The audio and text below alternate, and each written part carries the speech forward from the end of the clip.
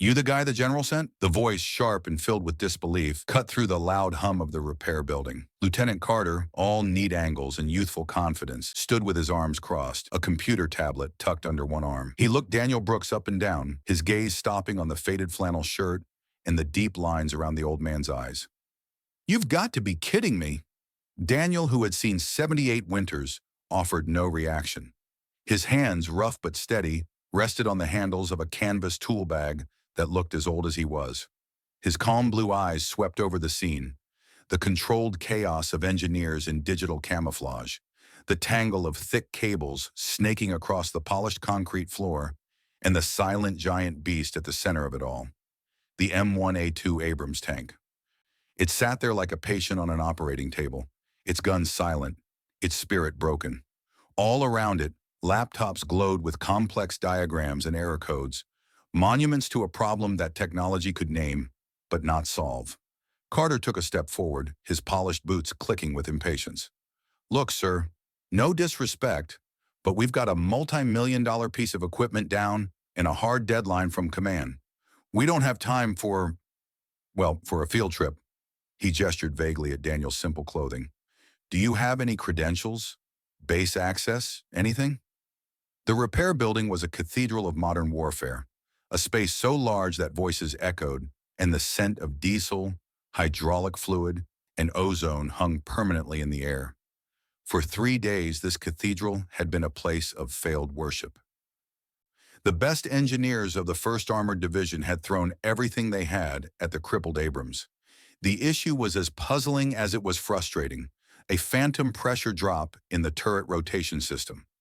Every diagnostic test, every sensor check, every manual override came back with the same result. System normal. Yet the turret remained sluggish, groaning under the strain of movement, its hydraulic heart beating with a fatal rhythm that no one could trace. It was a ghost in the machine, and it was mocking them. Lieutenant Carter was in charge of this problem, and his patience had evaporated 12 hours ago. He was a product of a new army, an officer who trusted algorithms and digital readouts more than gut feelings. He saw the world in binary code, in pass-fail tests. And now General Anderson, the one man he needed to impress, had sent him this, a relic. Name's Daniel Brooks, the old man said, his voice a low rumble, quiet but caring. He reached into his worn leather wallet and produced a simple plastic visitor's pass. Carter barely glanced at it. Right, Mr. Brooks. And what exactly are your qualifications? Did you work on these in a factory? A museum, maybe? A few of the younger engineers nearby chuckled. They were tired, frustrated, and happy for any distraction, especially one that confirmed their own modern expertise over what looked like a misplaced grandfather. Daniel's eyes didn't leave the tank. Something like that, he murmured.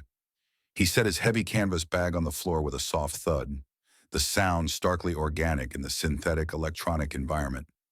He began to unroll it, revealing not a collection of gleaming modern instruments, but a set of old, oil-stained tools. They were dark with age and use, their wooden handles worn smooth by a lifetime of pressure, their steel heads bearing the nicks and scars of countless stubborn bolts. Oh, this is rich, Carter said, louder now, playing to his audience of frustrated soldiers. We've got guys with PhDs in mechanical engineering, running advanced diagnostics, and command sends us a guy with a hammer and some rusty wrenches. Daniel ignored him. His movements were slow, deliberate, a study in economy. He wasn't wasting a single motion. He selected a long, thin steel rod and walked toward the silent Abrams, his worn work boots making no sound on the floor.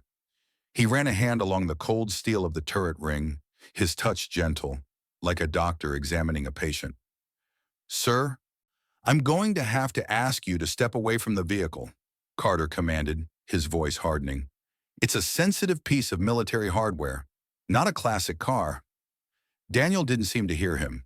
He knelt, his old knees protesting with a soft groan, and laid his ear against the tank's hull, tapping it gently with the steel rod. He was listening. The absurdity of the scene was thick enough to taste. The young lieutenant, a master of digital systems, was watching an old man use a technique that belonged in the age of steam engines. The engineers exchanged glances, a mixture of pity and mockery. This was the Hail Mary? This was the secret weapon the general had promised them? That's it! I've seen enough, Carter snapped. He turned to his master sergeant, a seasoned NCO named Collins, who had been watching the exchange with a stony expression. Sergeant, find out who cleared this man for access. I want him off my floor now.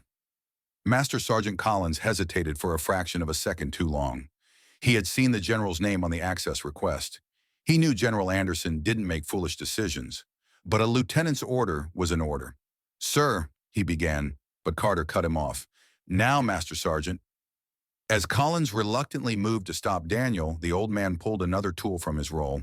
It was a bizarre-looking wrench, a heavy piece of steel with a T-bar handle and a head that had clearly been modified. It was crudely welded in places, ground down in others, a Frankenstein's monster of a tool that no manufacturer would ever claim. Carter let out a short, mocking laugh. What in God's name is that? Did you make that in your garage? What are you going to do with it? Beat the tank into submission? The insult hung in the air. For the first time, Daniel's methodical movements paused. He looked down at the ugly, custom-made wrench in his hand, and for a fleeting moment, the humming bay around him dissolved. The world was not concrete and fluorescent lights, but mud in the torrential freezing rain of the Iraqi desert in 1991. He wasn't 78. He was a 30-something master gunner, his face smeared with grease and grime. The sound wasn't the hum of diagnostics, but the distant thunder of an artillery battle. His Abrams, Bad Penny, had taken a hit to the turret drive. It was stuck, a death sentence in a tank battle.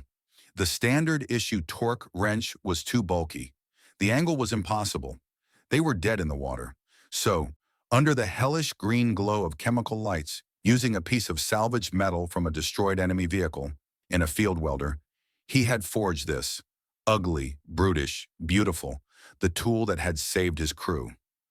The wrench in his hand wasn't just a piece of scrap metal. It was a memory forged in fire and desperation. He blinked, and the repair building solidified around him again. He saw the smirking lieutenant, the curious engineers, the approaching master sergeant. He saw the challenge in their eyes, the complete and utter dismissal. He hadn't asked to be here. He had been perfectly content in his quiet workshop, rebuilding a lawnmower engine. But the general had called, and you don't say no to the general. Carter, his patience finally gone, pulled out his radio. Base security, this is Lieutenant Carter in Repair Building 7. I require an escort for a civilian who won't comply. He spoke with the clipped, self-important authority of a man who had never truly been challenged. As Carter relayed the instructions, Master Sergeant Collins made a decision. He had seen enough. He had seen the quiet dignity in the old man's face, the practiced ease of his hands. He'd seen the flash of something in his eyes when Carter mocked the wrench. Not anger, but a deep, distant sorrow. Collins knew the smell of arrogance, and he knew the feel of competence. The lieutenant was reeking of the former, and the old man radiated the latter. He slipped his phone from his pocket, turning his back to the lieutenant. He found the number for the general's assistant. The phone barely rang once before it was answered. Major, it's Master Sergeant Collins down in Bay 7, he said, his voice low and urgent. You need to get the general down here right now. The specialist he sent for the Abrams. Lieutenant Carter is having him removed by the MPs. I think he's making a very big mistake. A pause on the other end of the line, then a string of curses that would have made a drill sergeant blush. Stay there, Collins. We're on our way. The call ended.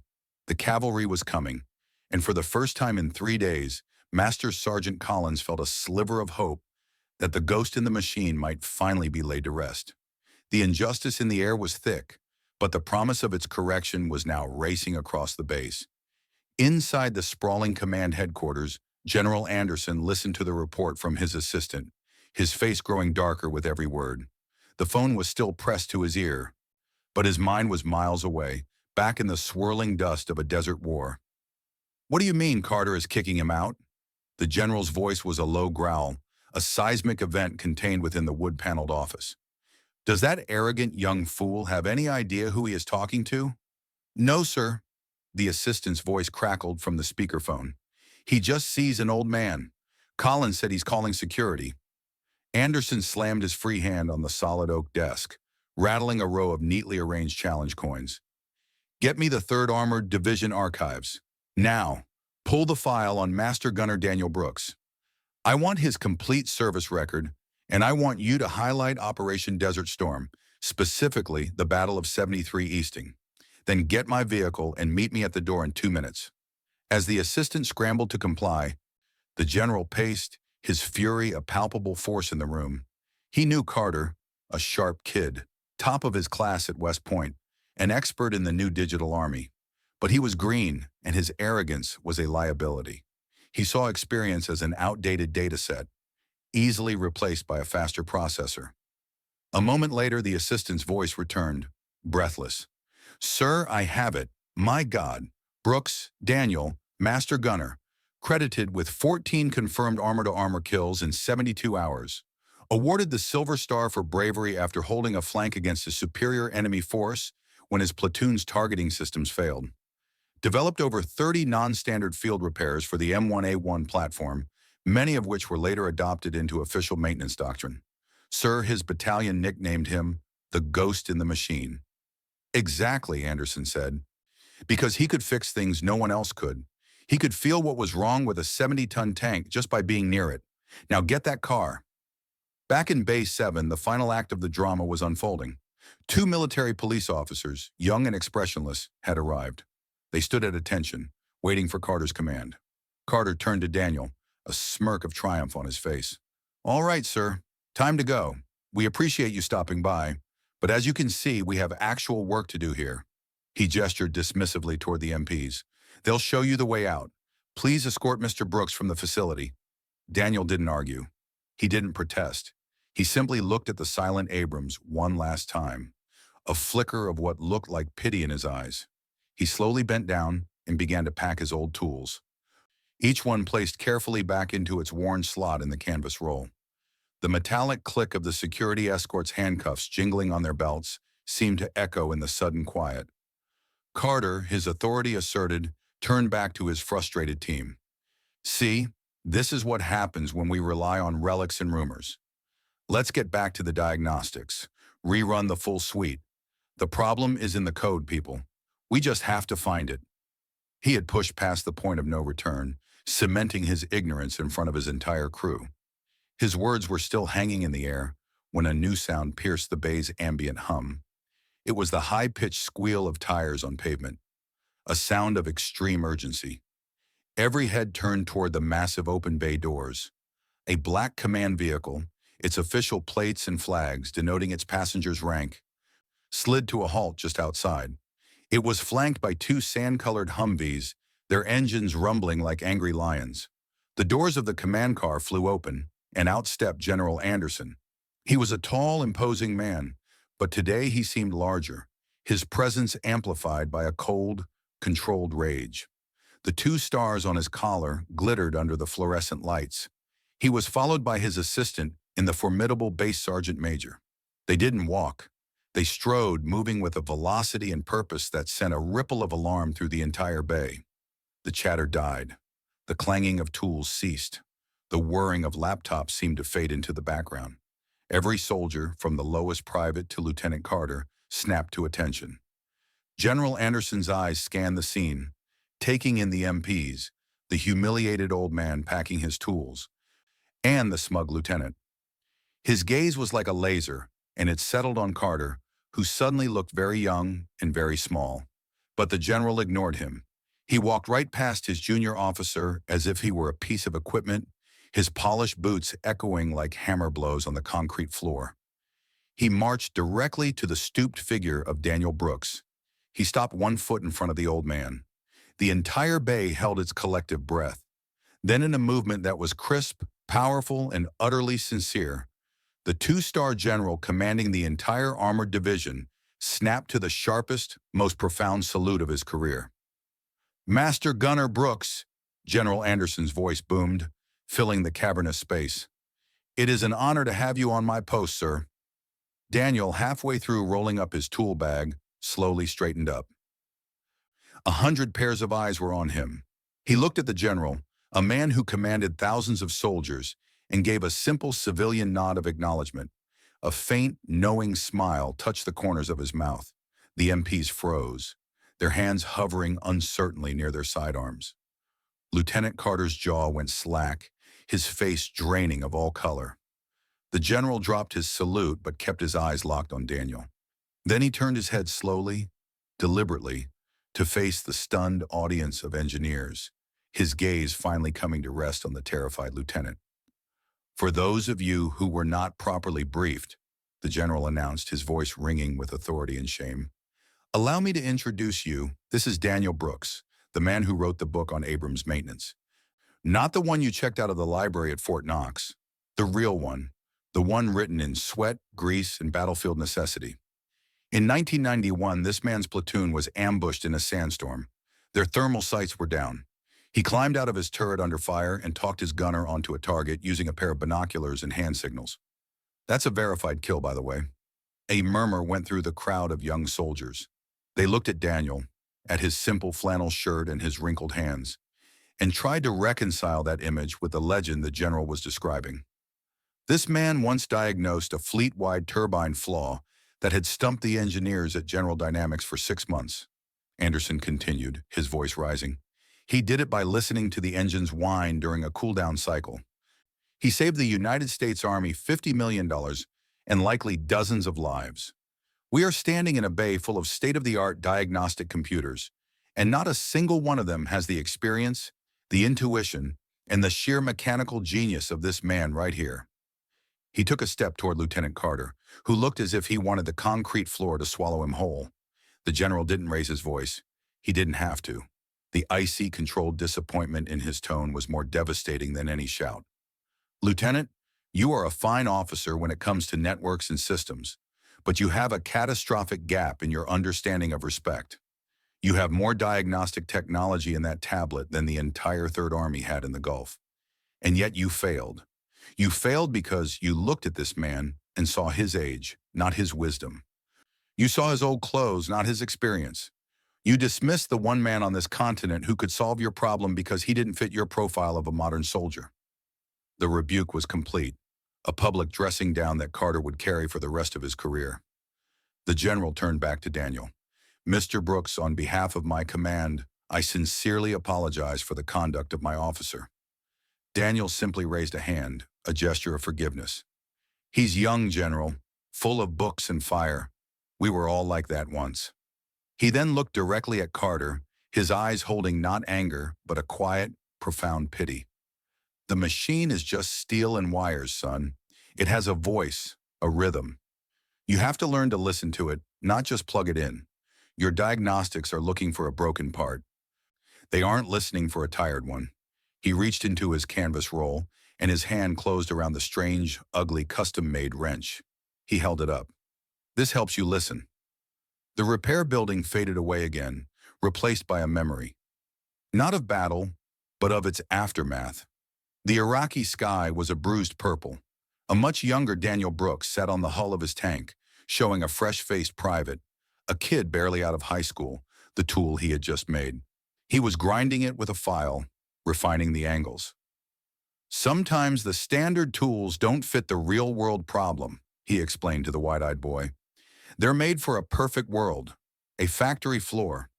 This world ain't perfect, so you don't complain. You just make a new tool." The memory underscored the lesson. Adapt, listen, and respect the problem enough to create a unique solution. Back in the present, Daniel, holding the wrench, finally turned his full attention to the crippled Abrams. With the general, a humbled Lieutenant Carter, and the entire crew of engineers watching in rapt silence, he walked to the side of the tank. He didn't plug in a single device. He simply placed his free hand flat on the cold steel of the turret casing, just above the massive ring gear, and closed his eyes for a moment. He was a physician sensing a fever. "Start the APU," he said quietly. An engineer complied, and the tank's auxiliary power unit whirred to life. "Now try to rotate the turret slowly." Carter, his voice now a meek whisper, relayed the command to the operator inside. The familiar, sickening groan of stressed hydraulics filled the bay. The massive turret lurched, then stuttered. Daniel didn't move his hand. He just listened, his head tilted slightly, a slight nod, a flicker of recognition in his eyes.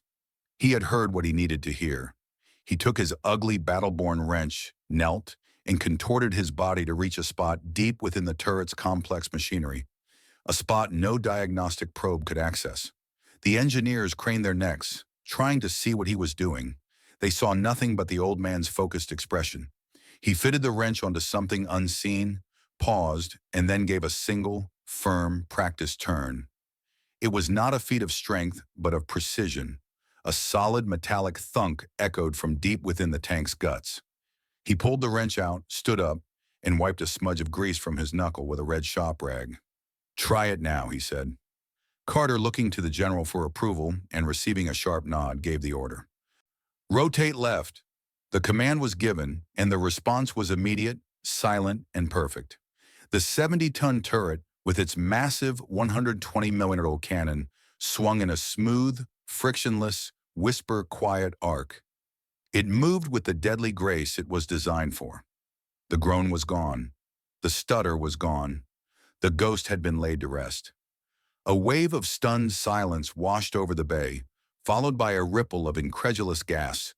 The engineers stared, first at the smoothly operating turret, then at the old man and his strange wrench. The problem that had defeated millions of dollars in technology and thousands of man-hours of expert labor had been solved in under 5 minutes.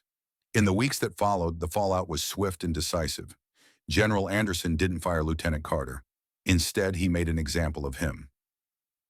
A new mandatory training initiative was created for all junior engineering officers, the Master Gunner Mentorship Program. It involves spending 60 days not in a lab, but in the garages and VFW halls of retired Army mechanics and tankers. Lieutenant Carter was the first volunteer. He was stripped of his command in the bay and reassigned to what the other officers called purgatory, but what he would later call the most important education of his life. A formal written apology from the divisional command was delivered to Daniel Brooks's home. About a month later, on a quiet Tuesday afternoon, Lieutenant Carter walked into the local VFW post. He was out of uniform, wearing simple jeans and a polo shirt. He spotted Daniel Brooks at a corner table with 3 other old veterans. A disassembled carburetor from a classic Ford sitting on a greasy rag between them. Carter hesitated at the door, then took a breath and walked over. Daniel looked up and saw him, his eyes betraying no surprise. He simply gestured to an empty chair. Carter sat down. He didn't apologize again. That had already been done.